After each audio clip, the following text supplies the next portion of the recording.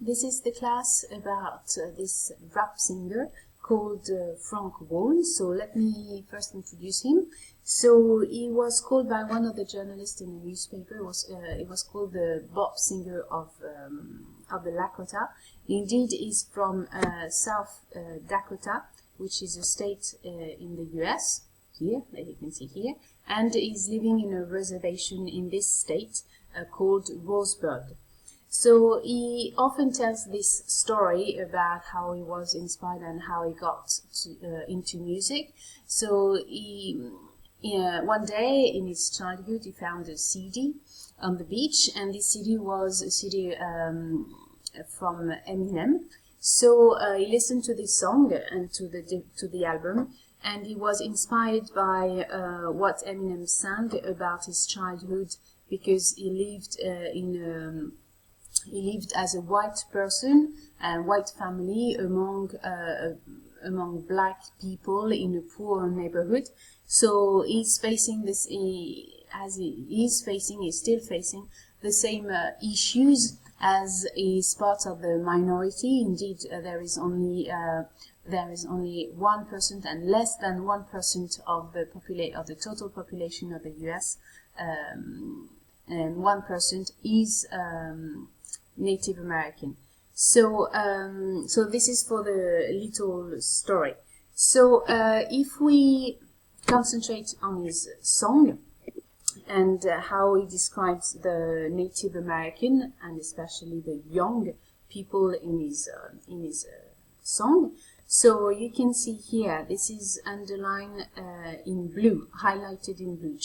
So you've got 4 different references to the young people of his tribe. So first he calls them child of the plains, but this is the point of view of the journalist and the point of view of the people outside the reservation. So this expression means that you still have, so you have this very close connection with nature, but it's also trap the Native American in a stereotypes, the stereotype of the Native American riding horses in the plains. So here he criticizes people for imprisoning the Native American in these stereotypes and not getting rid of the stereotypes of the past, and thus they don't feel, so Native Americans don't feel considered as real full citizens enjoying the full rights of this nation. Then he considers them, or he considers himself, when he says I am, but it means all the community, as warrior, so as fighter, as survivor. And so here he insists on the resilience of Native American and he wants to show that they are not people of the past, but they are people of the present with the past. Next, so here we've got a direct reference to the young people, the young Native American. He calls them the disadvantaged prodigies. So you've got the first adjective, disadvantaged, which means that they are not enjoying the same rights as other young people in this country. So we'll see that in terms of education, clothes, food, he calls them also underfed young people. So they are part of a minority, as like the black people or Latinos, that are suffering from poverty, from exclusion, from isolation. And this idea of prodigies, it means that they have the same potential as other people, as other young people, but they are not having the same opportunities to make the most of their potential. And here we can see some statistics with education, because you can see that education it has indeed improved, and people going to school have doubled in the past 30 years, But you can see that only 5% of American Indians have received graduate or professional degrees compared to 10, so it's less, double less, and only 9% of American Indians have a bachelor degrees compared to 19% of the US population. So it has indeed improved, but it has not reached the same scale as the other young people of the US. So that's why he calls them disadvantaged prodigies. Then you've got another reference. So here, our kids underfed. So underfed refers to the problem of health and problem of food. And what is interesting is this idea of our. So our shows this collective compassion and empathy towards the young people by the community, and this idea that the community needs to show solidarity, and he is showing solidarity in his song towards the young, the older people, and to the whole community as a unit and as a unified unit. So this hour shows this idea of duty that people have to protect vulnerable people and to protect all the different members of the community. So it really shows his responsibility. Even if he's young, he has understood this the responsibility that he has towards the other members of the community. So in this text, so in the text of the song, he's mentioning the different problems that the Native Americans have to face today. So it's really a story and a song which is anchored in the reality and in the present, and it's anchored in what he has lived and what he's living still today. So he's referring to the idea of poverty. So here you've got this line, poverty TV pumps us for money. You've got this reference, I can't afford to leave the res. So this idea of afford, it means that he doesn't have the financial means to get out of the reservation, and he's accusing the government of doing this and the US of doing this. So he is mentioning that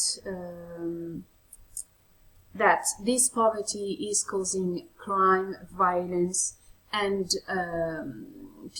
is causing violence and crimes. And you've got more people, more Native American going to prison because of poverty. Because of the poverty they're living in the reservation. So free all my people, get them out, there's a mistake, of prison. So we have seen that with the young generation, they have, and the other generation, they don't enjoy the same right as full citizens, so they are considered as secondary or second-class citizens. He feels trapped. This idea of being imprisoned, of being a prisoner of his own life, and so this idea of trap means also this idea of isolation, of exclusion from the society, and of living in the margin of the society and not in the society. He is mentioning the fact that it's really personal. It's something. It's really about what he feels as a Native American in the US today. So he says that he feels forgotten like slave picking the cotton. So here we've got a parallel between the Afro-American community, the Afro-Americans' history, and the Native Americans' history. So this idea of being exploited, of being oppressed, and of living as a minority in this huge nation. And you also have this idea of feeling forgotten. So he feels that he has been on his community, and all the Native Americans have been erased. They have erased their history, and they have erased their story. So and so they feel invisible, and they need for this. They need this recognition.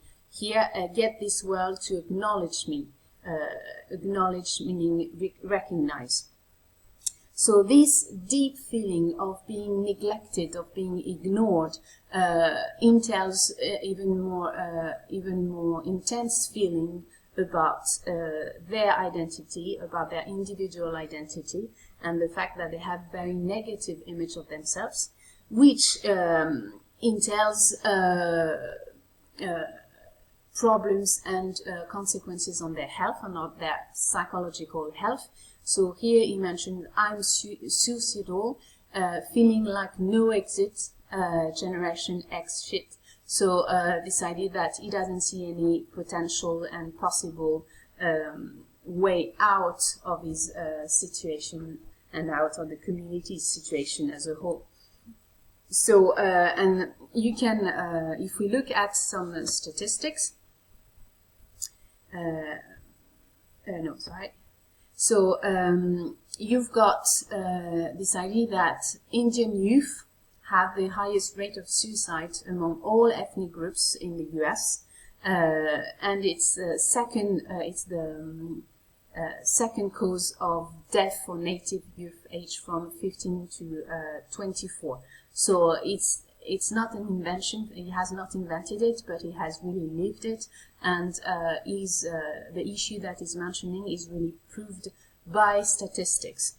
Okay, and as a whole, you've got 62% higher percentage for Native Americans of committing suicide than other people of the U.S.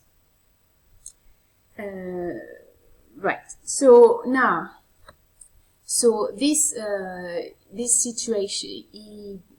situation has different causes, and he blames different people or different groups of people for causing this situation.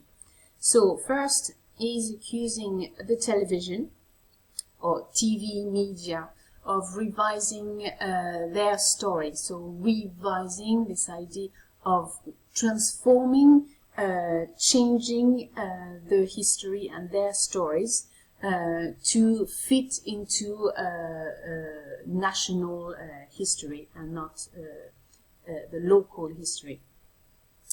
So he's accusing then the media of oversimplifying their history and of depicting them as stereotypes.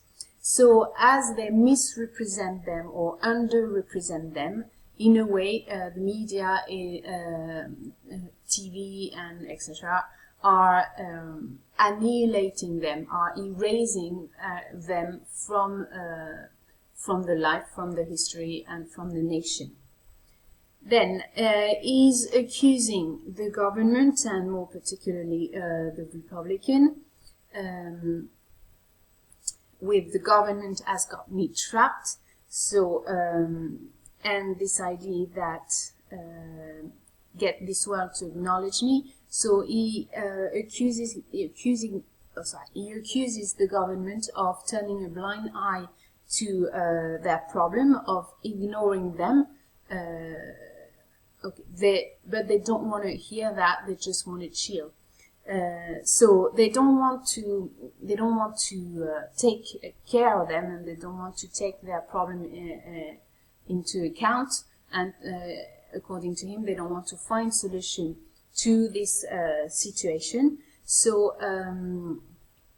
as we can see, we'll see in the next question, but we are going to answer it now. You've got a strong opposition between personal pronoun, between them on one side, them, theirs, their, and the other column is this idea of our, ours, or I.